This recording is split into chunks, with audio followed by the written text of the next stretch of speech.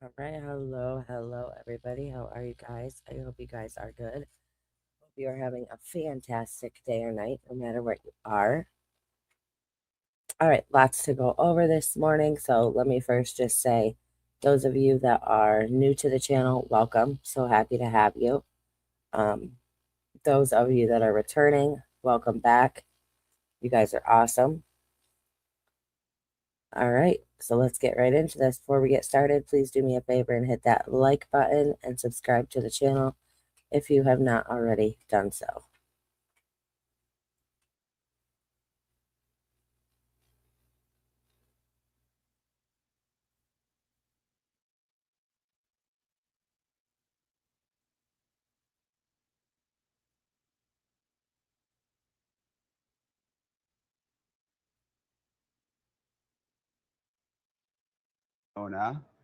To look into a couple of new things. Hey guys, thanks so much for checking out my show. I really appreciate it. Please click to subscribe.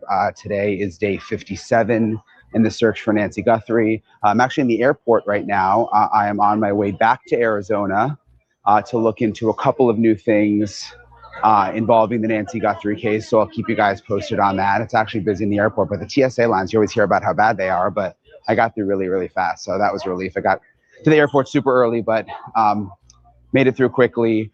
In this episode, a couple of things. There was this deputy in Pima County who was arrested for kidnapping, actually, I know. which Did y'all hear is, about it's a that? That crazy is story. I'm crazy. going to explain to you the circumstances in that. A lot of people are sort of thinking, could it be connected to the Nancy Guthrie case because it's a kidnapping charge? I don't think so. You'll hear why when I explain it in a second. Also, a couple of new things that Savannah Guthrie said in the Dateline episode over the weekend that I'm going to talk about. And I have my friend and retired FBI agent Steve Moore on to kind of go over some of these new things that Savannah said, and also some of what she said at the end of last week, just, you know, the back doors being propped open, Nancy not having any shoes on and the pajamas. I wanted to get his take on a lot of those things. So I'm going to get into all of it in this episode of Brian Ensign Investigates. Hey guys, so again, I'm in the airport, headed back to Arizona. Going to get to a couple of things here. First of all, that arrest that everybody's talking about, this deputy who was arrested in Pima County for kidnapping. Again, no indication it's connected to Nancy Guthrie at all, but just still interesting since it's That is actually so wild that they had a deputy in Pima County that was arrested for kidnapping. Like, this is what I say. It just goes to show you, you can, just because it, listen, you cannot trust people. kidnapping charge. Mr. Reynolds, this is the time for your initial appearance. You were here this morning on charges of kidnapping. That is a felony offense. You have the right to remain silent. Anything you say can and will be used against you. So his name is 22-year-old Travis Reynolds. According to an interim complaint, Reynolds was transporting a female detainee to the Pima County Jail when he allegedly made inappropriate remarks about her appearance. He allegedly shared a vape pen with the handcuffed woman and told her that he could help her with her case, and allegedly suggested that they go to a hotel and have sex. Detectives allege that Reynolds also showed the woman explicit videos and delayed taking her to jail. And she said that she felt intimidated. This is what prosecutors said at the hearing. This particular offense that is alleged is very concerning. Given the occupation of the accused and the power dynamics between him and the victim, there's indications that this might have happened before. The victim would like to see he shouldn't be returning back to the jail or incident location. No weapons, no contact. The victim in this case is very afraid of this defendant because of that power position that he had, of the power dynamics, and that he might retaliate against her. I mean, not for nothing. Is it just me? But the more I hear about Pima County, the more I'm like, this freaking place, this freaking police department it's wild. So again, on the surface level, just from what I can tell, it doesn't seem like it has anything to do with the Nancy Guthrie case. But again, interesting, it's a kidnapping charge. Interesting that you've got a Pima County deputy who would do something like this allegedly. So I'll stay on top of it, but wanted to get you guys updated on that. Also, you guys remember there was the Savannah Guthrie interview at the end of last week on the Today Show. Well, there was also a Dateline episode this weekend where there was more of the interview that was aired, and I wanted to give you guys some of the highlights. She talked a lot about her sister Annie and her brother-in-law Tommaso, and how her mom Nancy wanted to remain independent. And, one thing that was comforting is that Annie and Tommaso lived so close to Nancy that they were able to keep an eye on her and look after her. She said that no one took better care of my mom than my sister and brother-in-law, which I thought was really interesting, just because obviously there's been all these rumors and speculation about, is a family member possibly involved? And it seems like she's really gone out of her way to defend, especially her brother-in-law, saying that no one took better care of Nancy than her sister and her brother-in-law, Tommaso.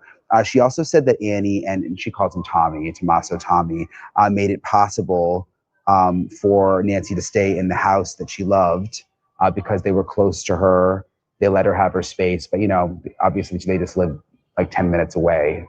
So it sounds like they were really the primary ones, just because they were so close, who kept an eye on Nancy. So that was the new stuff that I caught from the Dateline episode. Obviously, there was the stuff that Savannah said at the end of last week, that the back doors plural, were propped open when Annie and Tommaso arrived, that Nancy was taken in her pajamas with no shoes on, her phone and wallet and personal items were left behind. And I wanted to Good talk morning, to Sandy. retired FBI agent Steve Moore, a friend of mine, about some of these new revelations, what it means to him, what he thinks all of this means to the investigation. How coordinated was Savannah's interview with the FBI? Could her interview and her going back to the Today Show impact the investigation maybe in a good way? So this is my conversation with Steve.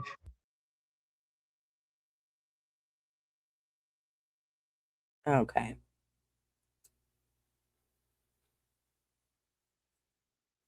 Yes, good morning, everybody.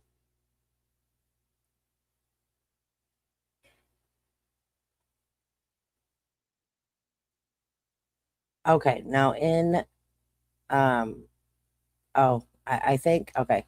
So I had put out a members only video yesterday that talked about the questions and concerns I had after Savannah's interview. I talked about a few of the biggest things that stuck out to me. But one of those things being that besides the blood found by the door, inside and outside, besides that, there was no hurt. You would not be able to tell that anything happened inside that home. Everything was nice and neat and tidy. There was nothing out of place. There was like not a lamp knocked over. There was no struggle. Okay. But when I found that out, because I had assumed, and I'm sure lots of people assume the same thing, but I had assumed when Sheriff Nano said, we knew from day one what this was. And those were his words. We knew from day one what this was. A lot of us assumed that you could tell there had been a struggle inside the home. Something was knocked over. You know what I mean? Like, you could just tell that this was not a good thing and she did not leave on her own. But then we find out that no, inside the home was actually nice and neat and tidy. There was nothing out of place. If you just walked in there, you would not know that the lady who lived there went missing and vanished in the middle of the night. Like, you just would not know that. So this is where I got that from. Ashley Banfield had said it the other day. So let's take a listen to this. An investigator on the case has described Nancy Guthrie's home this way. But for the blood pattern in that front hall foyer, the droplets that go over the threshold of the front door into her entrance at the front door outside and then down the walkway. But for that, and this man appearing on camera and that camera being taken, nothing else inside the home appears that a crime happened. And the exact words that were spoken to me were this: it's as though, but for those things, it's as though Mrs. Guthrie got up in the middle of the night, out of bed, and walked out of her house and disappeared.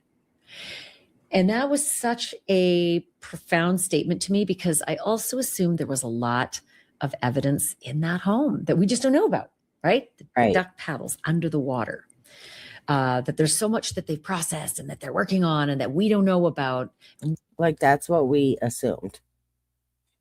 But according to her sources, wherever this information she got came from, there was nothing out of place, and you would not be able to tell that anything happened there. So a lot of people were like, well, during the struggle, he could have left something. There has to be some kind of DNA the man left there. But there was no sign of a disturbance whatsoever. What did it look like in her bedroom? And was there a scene of a struggle? Was there sort of a things out of place, knocked out of place, something, right? Savannah has mentioned back doors propped open, plural. I have a theory about that. It might actually be two doors in the same entrance, right? You got the screen door and the heavy door, that kind of thing, or the security door and the heavy door. It might be that it's one entrance with doors, plural, propped open. I don't know if it's multiple entrances, because she has 1, 2, 3 back doors. Right. I know in my podcast before I saw 2 back doors. Savannah did say doors. And then we've since discovered a third one that's very, very hard to see under the awning. The doors were popped open.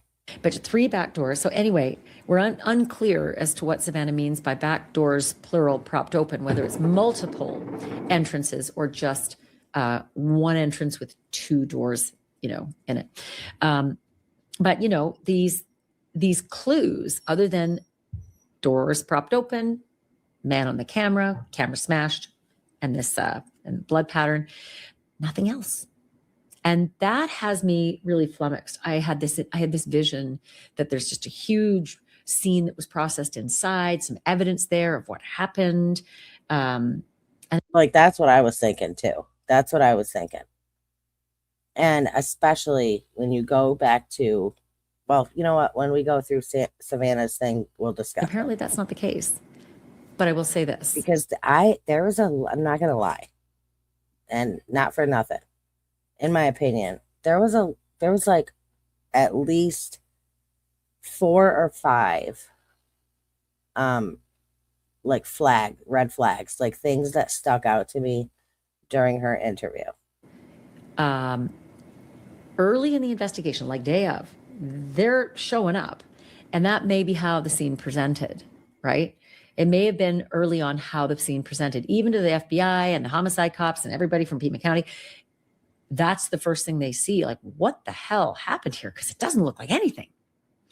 Weeks in, as the FBI gets involved and crime scene investigators, CSI, show up and do, a lot more processing, microscopic kinds of processing, maybe things look different.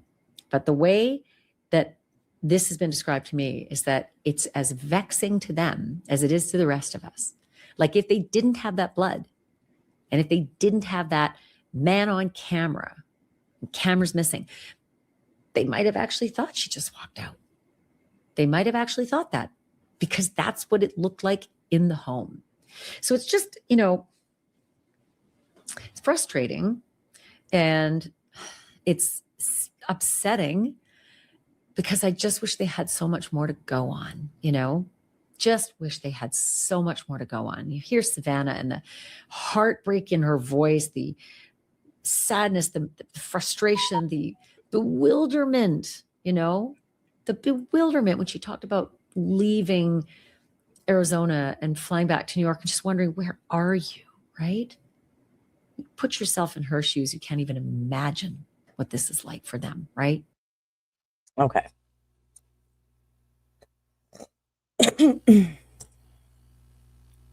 Do me a favor, friendly reminder, just please hit that like button. Thank you, really appreciate it. Okay, I want to pull this up. I didn't get the chance to listen to this.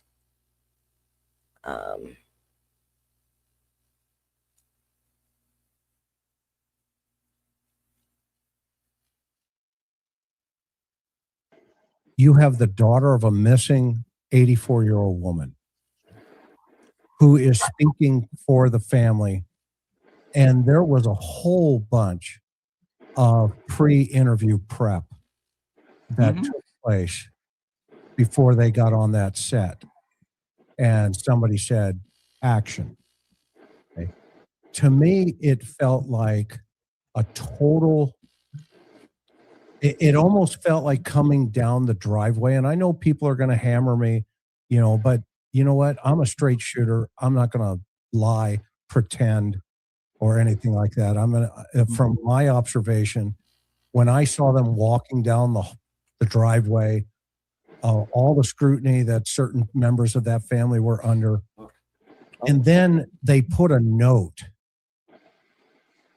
where the first thing the journalists were going to do were run to that note when the family turns and runs back, and flies back to New York. And within 15 minutes, there were tweets all over the world about what's inside that note.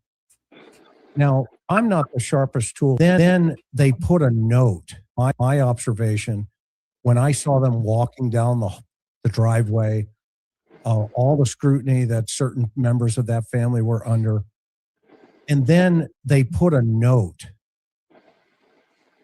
where the first thing the journalists were going to do were run to that note when the family turns and runs back, and flies back to New York. And within 15 minutes, there were tweets all over the world about what's inside that note. Now, I'm not the sharpest tool in the shed, and I haven't fallen off a turnip truck either. However, okay, that was totally staged. 100%, in my opinion. The flowers, the walk, the note, holding each other. Okay. And now you take that to act 2, where you're sitting on the couch in New York City at NBC Studios, and you have this journalist, allegedly. I don't think Hoda's a real journalist. That's throwing these and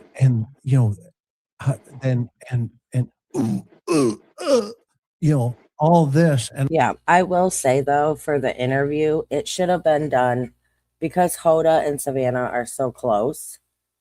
It should have been somebody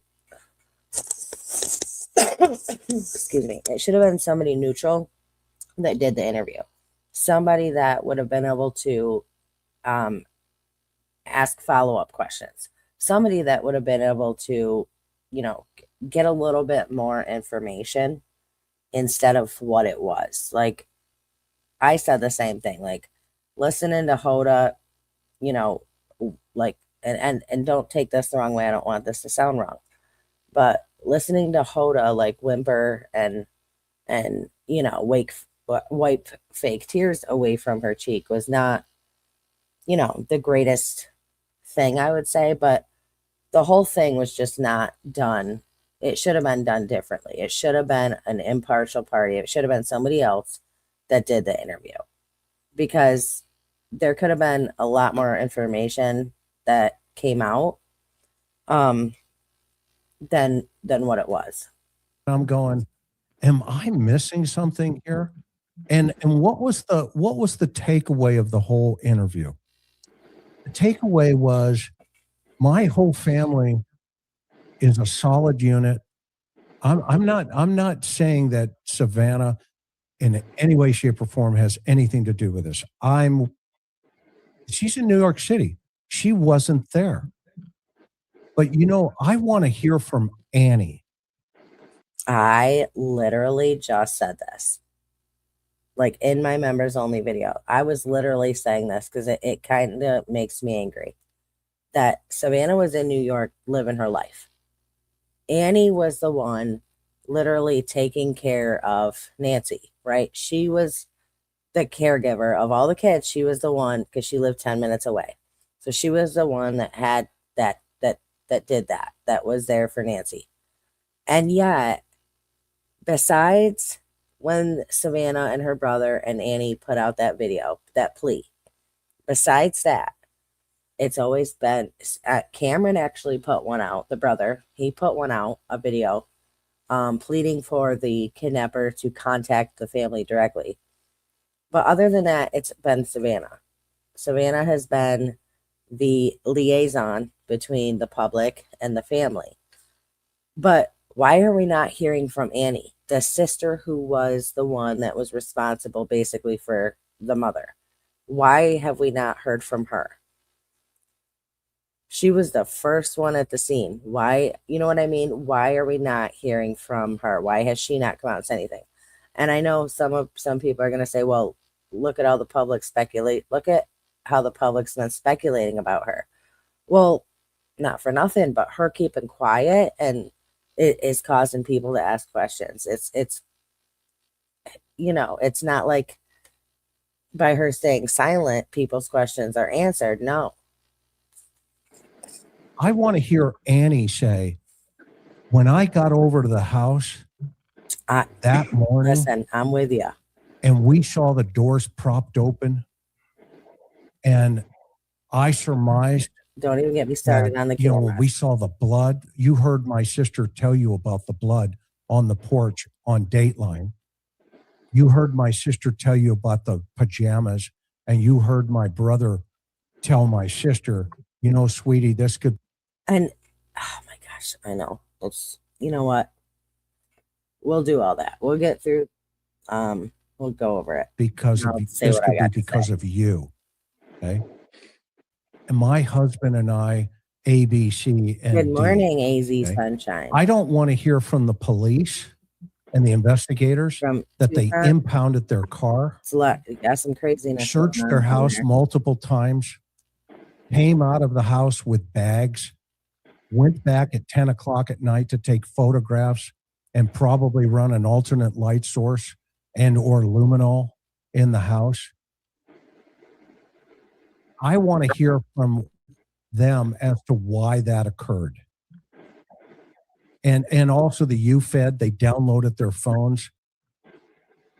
And then I also want to hear from this knucklehead in California that texted him, did you get the Bitcoin?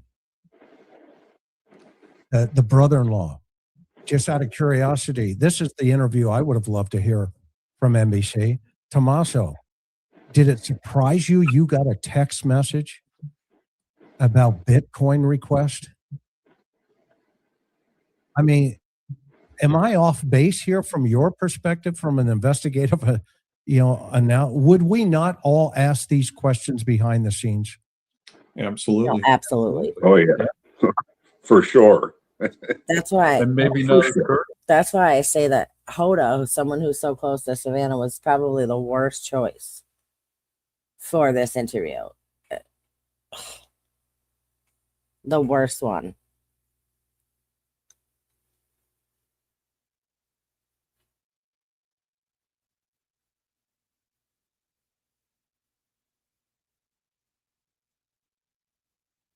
All right.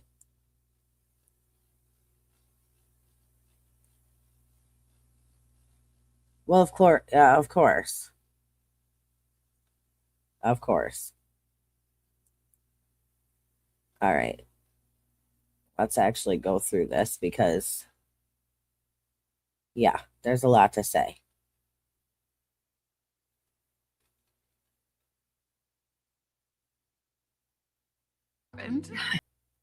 For, at least to me, first question raised.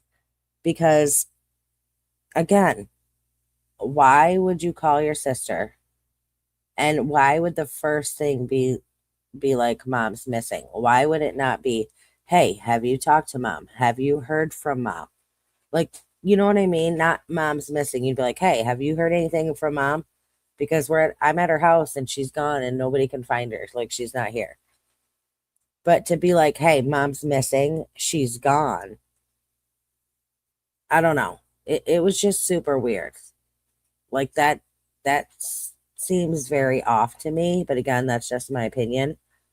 But if that were me and I got a call that my mom didn't show up and I had to go to my mom's house and she wasn't there, and her house was all nice and neat and everything was fine, except there is blood on the porch, I'm going to call my sister and be like, hey, have you talked to mom? Have you heard anything from mom? That's going to be my first thing. Like, that's just weird to me. I've said, What do you guys think about that? I mean, hours. It was 2 hours, I believe, that until she called Savannah. So she goes to the house. Mom's not there. Whatever happens, they get the cops there. The cops are there. 2 hours, because the cops, so the call came in at noon. At 12:15, police were at her home.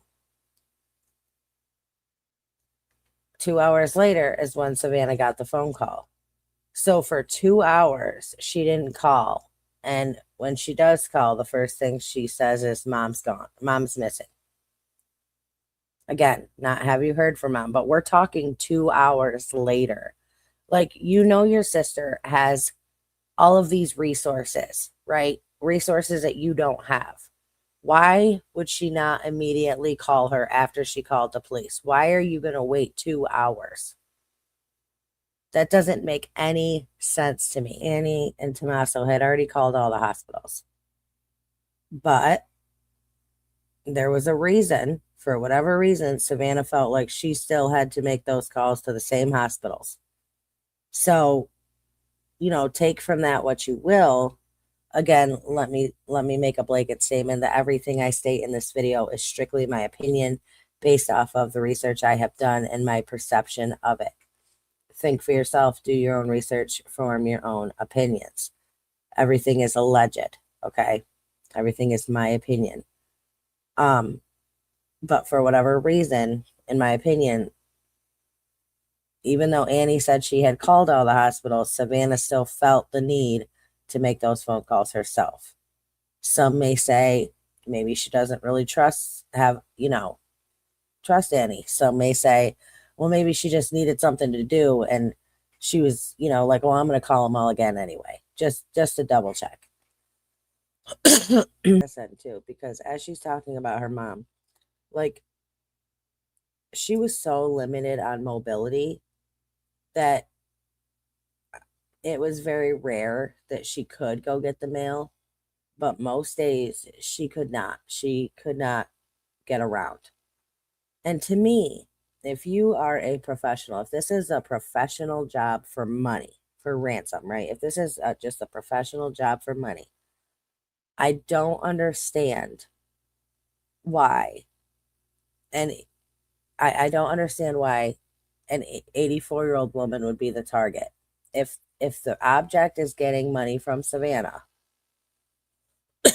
why would they take an ailing old woman who you don't know what could happen? Like, that makes it even more of a risk for this professional, because anything could go wrong with an 84-year-old woman who could barely move.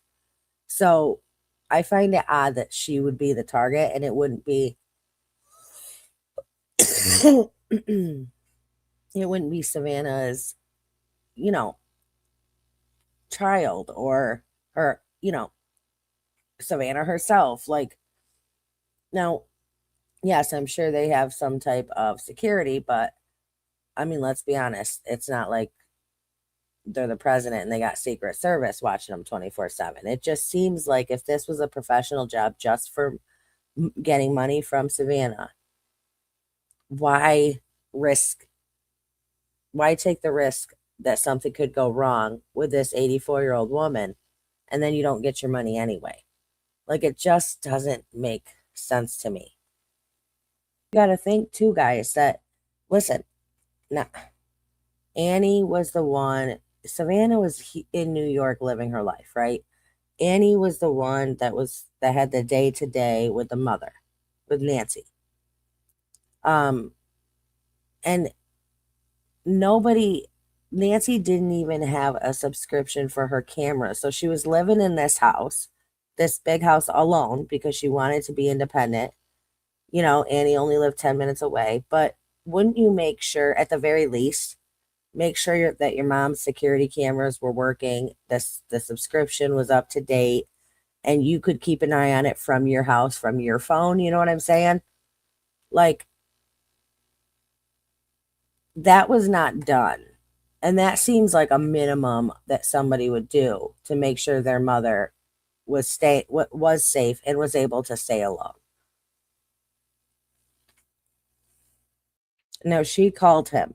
She called Cameron, and his first thought was kidnapped.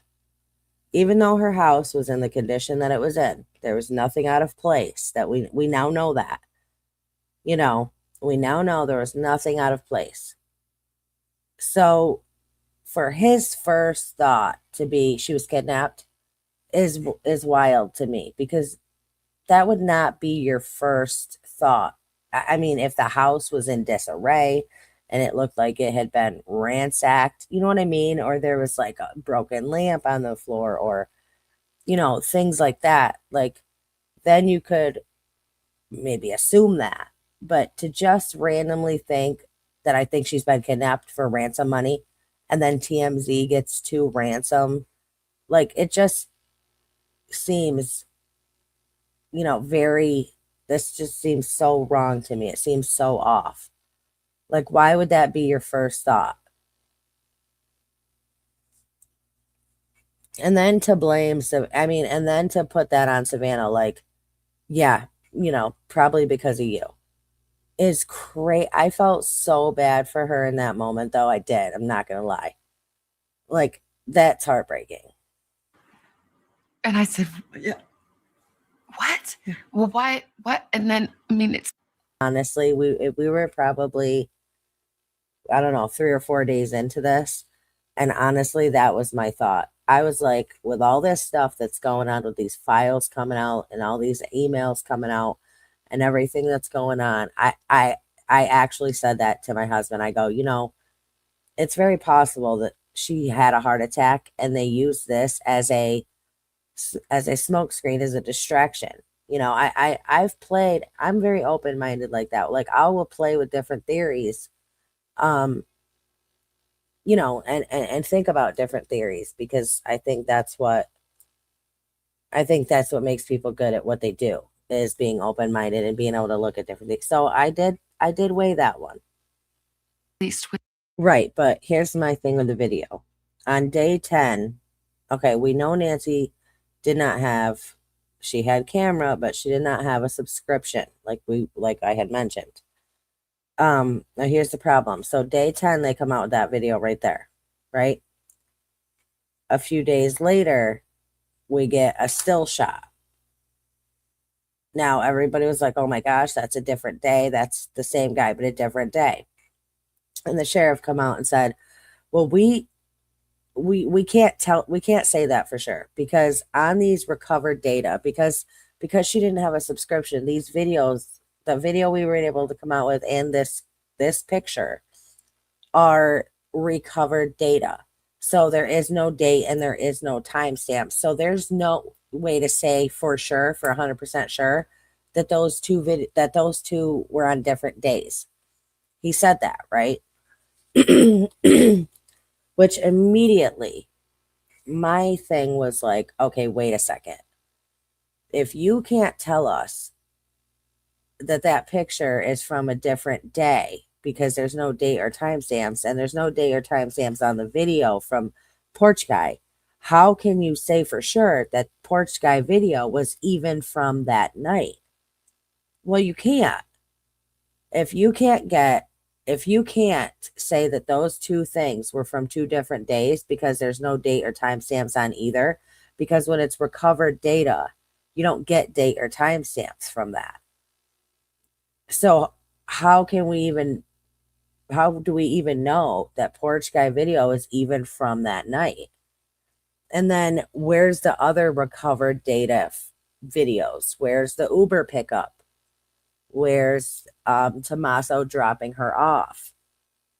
Where's any other video from that day? Or any other video at all?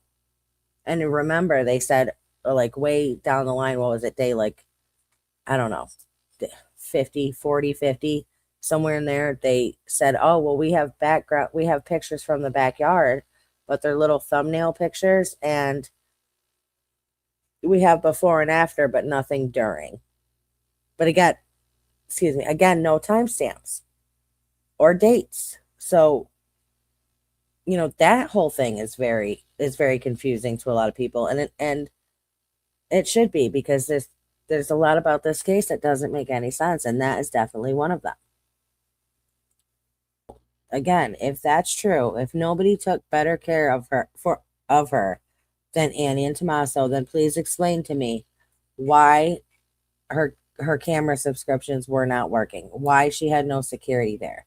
Explain to me why Annie was comfortable having her mother get into an Uber, even though she could barely walk, get into an Uber to go to her house instead of Annie or Tommaso picking her up. I mean, those are just two things right there that any outsider could look at and say, well, I mean, that's not really taken the best care of, right? I mean, and listen, I'm not stating anything or dragging the family, but I am gonna call things out when I see them. And to say that nobody took better care of her, well, to me, it seemed that there was a little lack there. Because why was she getting into an Uber? Why weren't they picking her up? Why didn't Tommaso walk her into her home that night? Right? Why did she not have working cameras? I mean, why did she not have a security system that was working in her home? There was no sign of forced entry. So what are we looking at here? Hold on one second, guys. Give me just